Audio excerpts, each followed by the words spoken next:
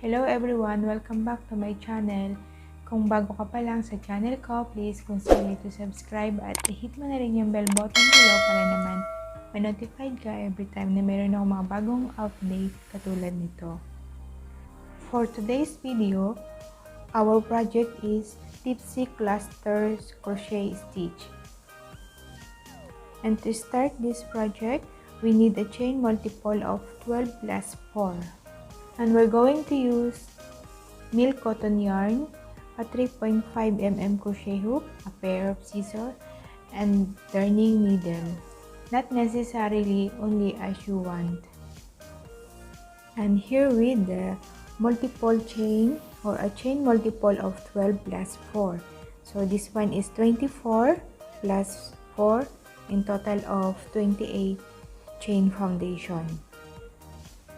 To start our foundation row, 1 single crochet in the second chain from hook. So second chain from hook is this one, 1, 2. So single crochet on the next on the second chain from hook. Okay,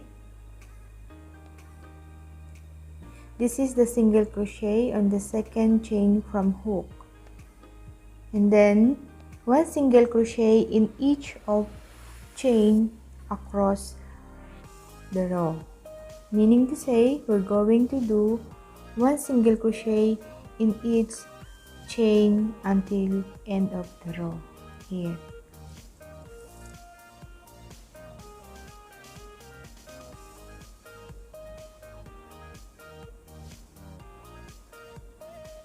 Okay, should be like this.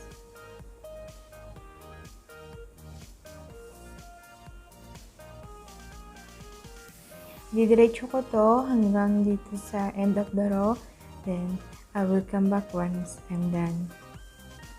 I'm back, almost done for our foundation row. So this is the last stitch for the single crochet.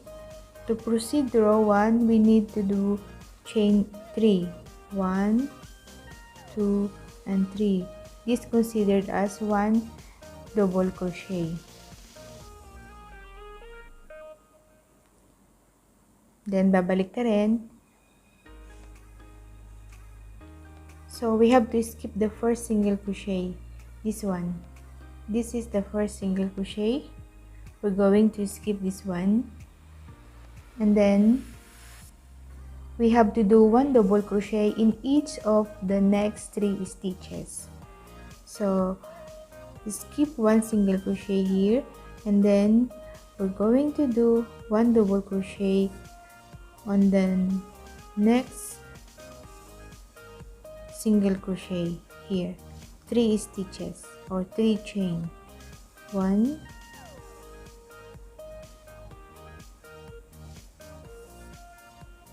2, and 3 double crochet in each of the next stitches. So it looks like this. We're going to skip the next 2 stitches.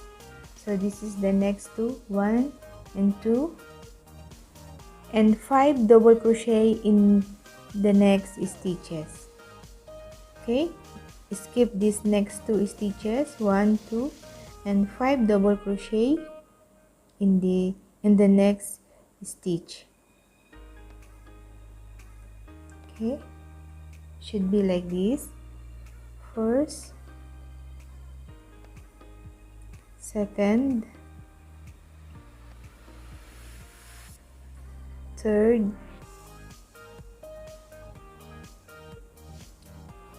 fourth, and fifth double crochet in the same stitch.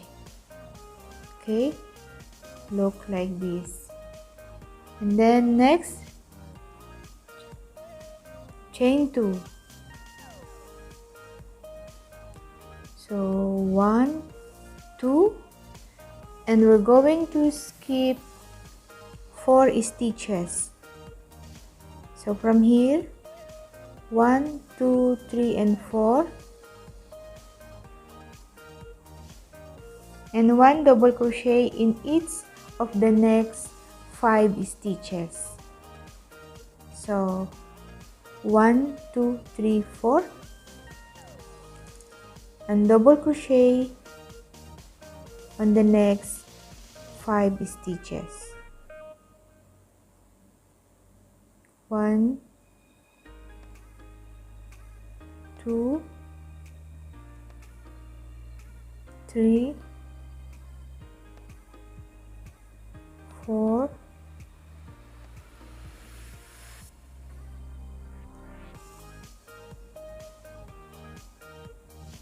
and 5.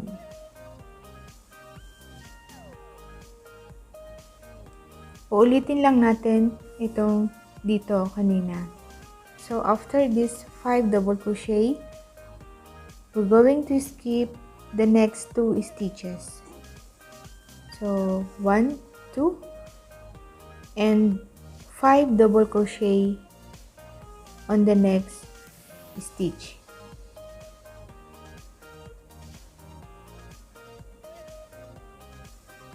One,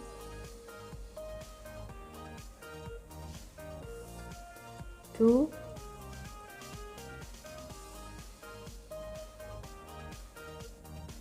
3, 4, and 5. Then chain 2 katulad nung nauna dito. Next, we're going to skip again 4 stitches. So inulit lang yun dito kanina. 1, 2, 3, and 4. On the next stitch, we're gonna do double crochet. 4 double crochet in the next 4 stitch.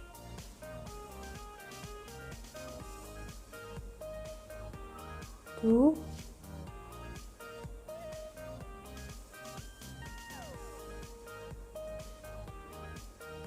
3, and 4.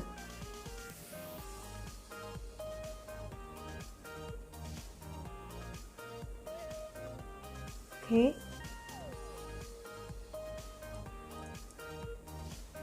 So this is how it look like.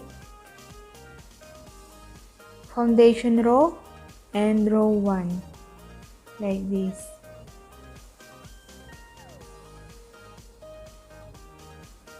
And to proceed to row 2, we're going to do chain 3, 1, 2, and 3, and then balik na rin.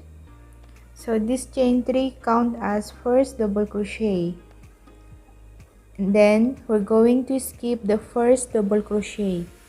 So this is the first double crochet we're going to skip, and then 1 double crochet in each of the next 3 double crochet.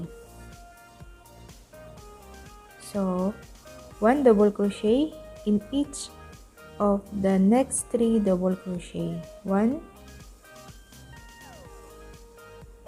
2, and 3.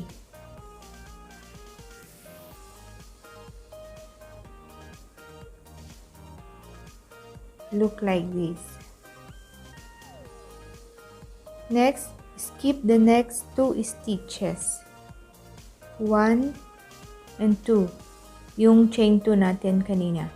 So skip the chain 2 and then 5 double crochet on the next stitch or on the first double crochet dito, on the first double crochet of this shell. We're going to do here 5 double crochet. 1, 2,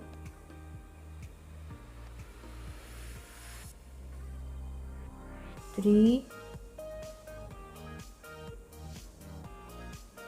4, and 5. Like this. Then next, chain 2, 1, 2, chain 2 space, and skip 4 stitches. So 1, 2, 3, 4, and on the next stitch we're going to do double crochet, 5 double crochet in the next 5 stitches. So second, okay, 3, 4, and 5 double crochet.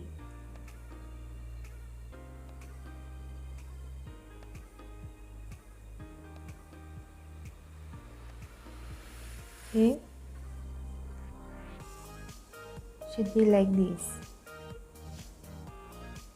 The next is skip the chain 2 and make 5 double crochet on the next chain or on the top of the first double crochet.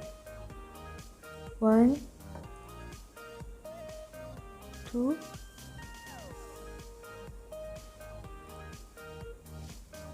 3, 4, and 5 double crochet in the same stitch. Next to it, chain 2, and we're going to skip again 4 stitches, 1, 2, 3, and 4, and on the next stitches we're going to do double crochet, 1 double crochet in each stitches here.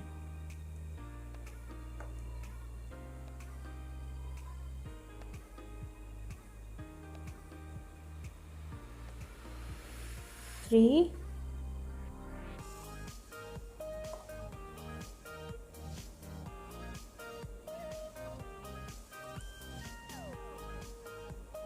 okay, so this is how it look like after we're done with the row 2.